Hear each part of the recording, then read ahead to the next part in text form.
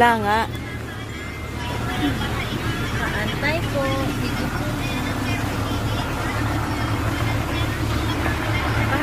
Para mamaya ate, habang nag-edit, mag-ano tayo, scatter tayo.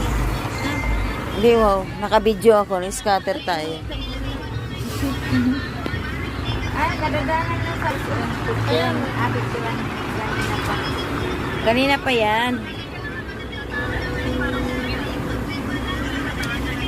Dito po kami sa Stambayanan.